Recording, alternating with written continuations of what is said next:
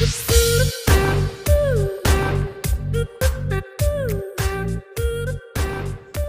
lupa subscribe, like, and comment. Assalamualaikum warahmatullahi wabarakatuh. Bertemu kembali dengan Mohabi Channel. Pada kesempatan ini akan dibahas tentang bagaimana cara membuat kolam keramba jaring apung. Yang akan kita bahas diantaranya yaitu definisi, kemudian macam-macam kolam keramba, kelebihan dan kekurangan kolam keramba, bahan dan alat yang digunakan, dan langkah-langkah bagaimana cara membuat kolam keramba. Baik, kita mulai saja. Yang pertama yaitu apa definisi dari kolam keramba jaring apung?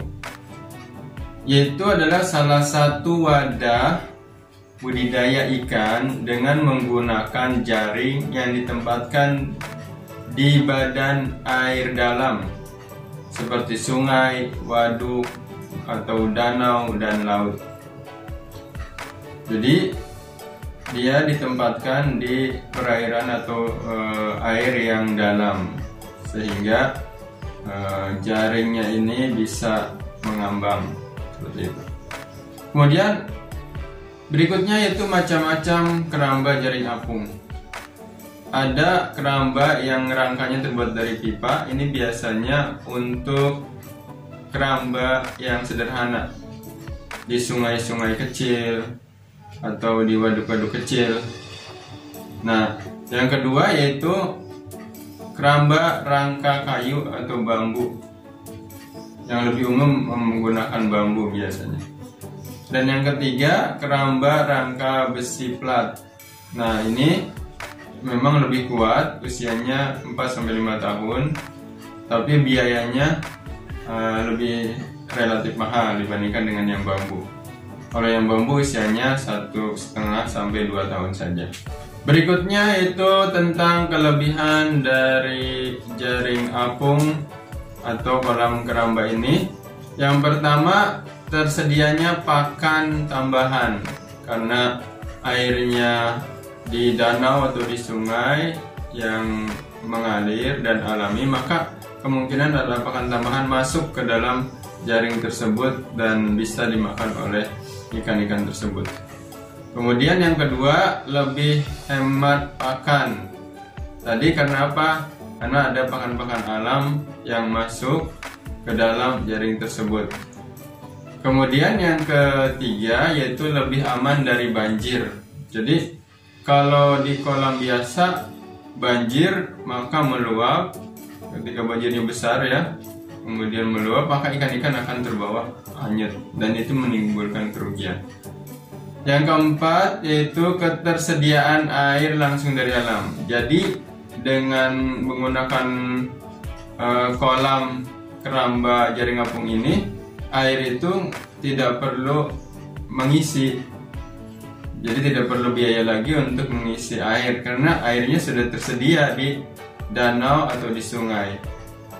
Dan yang kelima, memudahkan dalam penyortiran bibit dan juga memudahkan dalam panen. Tinggal diangkat saja jaringnya, jadi ikannya sudah bisa diambil gampang. Yang keenam yaitu populasi ikan lebih terkendali. Jadi tidak ada ikan-ikan yang kadang-kadang kalau di kolam tanah itu ngumpet di atau bersembunyi di lumpur. Kalau di sini tidak ada. Dan yang ketujuh, habitat ikan lebih alami karena tadi airnya memang air dari alam, air dari danau, waduk atau kali. Jadi habitatnya alami, air yang memang tersedia di alam. Seperti itu. Dan keuntungannya lagi, kalau kita membuat kolam biasa itu kan airnya didiamkan dulu, nunggu lagi seperti itu, atau dikuras dulu, nunggu lagi, membutuhkan waktu beberapa hari. Nah, dengan menggunakan kolam ini itu lebih praktis. Ketika kolamnya atau jaringnya sudah dipasang, sudah jadi, bisa langsung ditaruh ikan-ikan tersebut di dalamnya. Jadi tidak menunggu lagi. Kelemahan keramba jaring apung, yaitu yang pertama rawan dimangsa binatang liar atau predator. Karena tadi ada di alam, maka kemungkinan binatang-binatang yang dari alam pun akan bisa masuk atau memakan dari bibit-bibit ikan tersebut. Nah, yang kedua yaitu rawan terkontaminasi atau tercemar. Jadi ketika air di sungai tercemar, maka otomatis ikan di dalam keramba juga tercemar. Bisa jadi apabila tercemar oleh racun, maka semua ikan itu akan mati. Beda dengan kolam biasa, itu dia mempunyai habitat sendiri. Kalau ini kan sama dengan habitat sungai atau danau. Ketika danaunya tercemar atau sungai tercemar, maka ikan-ikan juga akan tercemar. Kemudian yang ketiga yaitu kelemahannya perlu memeriksa rutin dari jaring tersebut. Dikhawatirkan terjadi kebocoran atau jaringnya robek. Nah, jaring ini robek atau bocor bisa jadi karena ada binatang lain yang menggigitnya biasanya, atau kepiting ya. Kepiting itu kan dengan japitnya memotong dari jaring tersebut. Atau juga ada benda-benda tajam yang menabrak jaring. Kalau di sungai kan airnya mengalir, maka bisa jadi ada kayu yang tajam atau kayu yang besar kemudian menabrak jaring itu dan bocor. Maka perlu pemeriksaan rutin seperti itu. Dan yang keempat, umur dari jaring apung ini atau keramba jaring apung ini tidak lama. Dia 1,5 sampai 2 tahun saja. Setelah itu harus diganti lagi. Dan yang kelima, biayanya tinggi untuk membeli jaring dan bahan lainnya seperti drum. Ya, drum satu aja harganya mahal. Kemudian jaring juga cukup relatif mahal. Seperti itu. Ini kelemahan dari keramba jaring apung. Berikutnya kita masuk pada bahan dan alat yang digunakan untuk membuat keramba jaring apung. Yang pertama, yang pasti kita harus mempunyai jaringnya. Nah, jaringnya ini kita bisa beli dan bisa langsung pesan dengan ukuran yang kita inginkan. Yang kedua yaitu bambunya untuk rangka dan gembongnya atau untuk pijakan orang untuk lewat atau memberikan makan. Yang ketiga drum. Drum ini bisa drum besi, bisa drum plastik.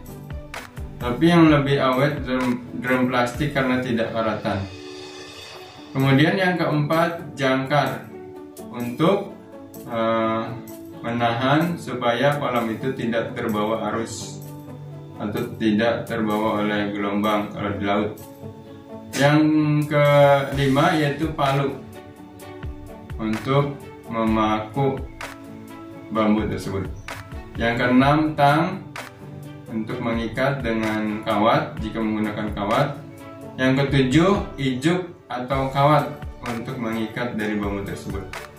Yang kedelapan paku, dan yang kesembilan tambang plastik untuk mengikat jangkar. Nah, itulah bahan-bahan dan alat yang digunakan. Berikutnya yaitu langkah-langkah membuat keramba jaring apung. Yang pertama, tentukan ukurannya 2 meter kali 2 meter atau 3 meter kali 3 meter atau 4 meter kali 4 meter, tergantung kondisi dari danau atau sungai dan tergantung dari dana atau anggaran yang ada. Nah, biasanya kedalamannya 2,5 meter, yang ke dalam air 1,7 meter, yang muncul ke permukaan 80 cm. Kemudian yang kedua, merakit rangka kolam. Tadi disebut juga dengan gembong ya, bambu untuk pijakan untuk lewat. Itu dirakit, bisa diikat dengan tali ijuk atau bisa juga diikat dengan kawat atau juga dibantu dengan dipaku seperti itu.